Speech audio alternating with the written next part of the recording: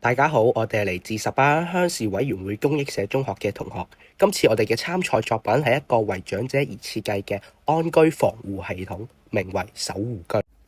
我哋經常會喺新聞上見到老人家因為獨居而發生意外，以及導致水浸、火燭等等嘅問題，所以我哋設計咗呢個家居安全防護系統。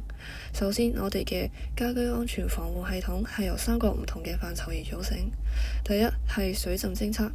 我哋利用水位傳感器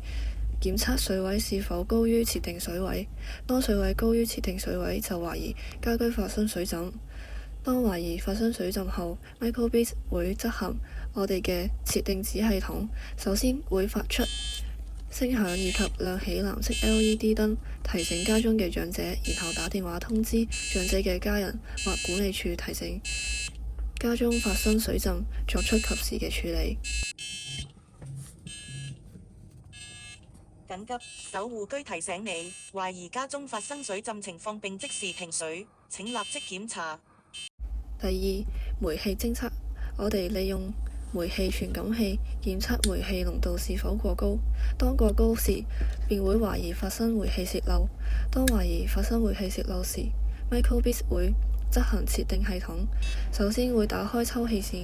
減低廚房煤氣濃度，然後發出聲響以及亮起綠色 LED 燈，提醒家中嘅長者，便會打電話通知長者家人或管理處作出及時嘅處理。緊急守護居提醒你，懷疑家中發生煤氣洩漏並即時打開抽氣扇，請立即檢查。第三，火焰偵測，我哋利用咗火焰傳感器檢測家居是否發生火災。當懷疑家中發生火災時，Microbit 會執行設定系統，首先會以聲響以及亮起紅色 LED 燈提醒家中嘅長者，然後會打電話通知長者嘅家人以及管理處作出及時嘅處理。守護居提醒你，懷疑家中發生火警，請立即處理。喺警報提示，我哋利用咗唔同嘅燈光顏色長亮，以使家居出現唔同嘅異常。藍色 LED 燈代表水浸，綠色 LED 燈代表煤氣洩漏，紅色 LED 燈代表火災，以及利用揚聲器發出聲響，以吸引注意，避免長時間沒有人發現。我哋嘅系統方面設計喺 LED 顯示屏中，如連接 WiFi 不成功會顯示交叉，如連接成功後會顯示剔，方便我哋檢測是否成功連接 WiFi。我哋嘅 IoT 電話通知系統係透過 WiFi 模組將 Microbit 自身連接至互聯網，當收到異常嘅訊息後就會通知 IoT 伺服器，等伺服器發出電郵通知長者家人或管理處。之後係我哋嘅生命偵測系統，我哋喺新聞上見到長者長達1年或數幾個月沒有人發現死亡在家中，所以我哋設計咗生命偵測系統。佢係由 IoT 擴展版中嘅時鐘計檢測是否3日沒有出門，以及利用光敏電阻和紅外線檢測長者出門。當長者3日有出門口，唔會報警；反之，老人家長達3日沒有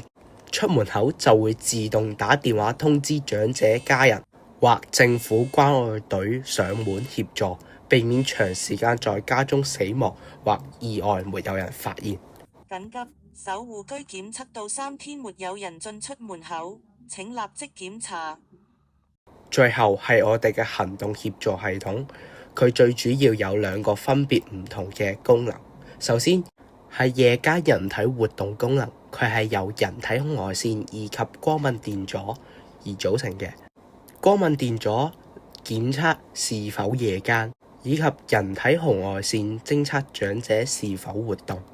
當系統偵測到長者夜間起身活動或去洗手間時，就會自動開燈，避免長者跌倒或視線不足而撞到，避免意外發生。第二係跌倒偵測，佢係由人體紅外線及物聯網電話而組成嘅。當系統偵測到長者喺家中發生跌倒，就會即時打電話通知長者家人或管理處上門協助，避免長時間沒有人發現，導致不必要嘅意外或死亡。緊急守護居提醒你，懷疑家中有人跌倒，請立即檢查。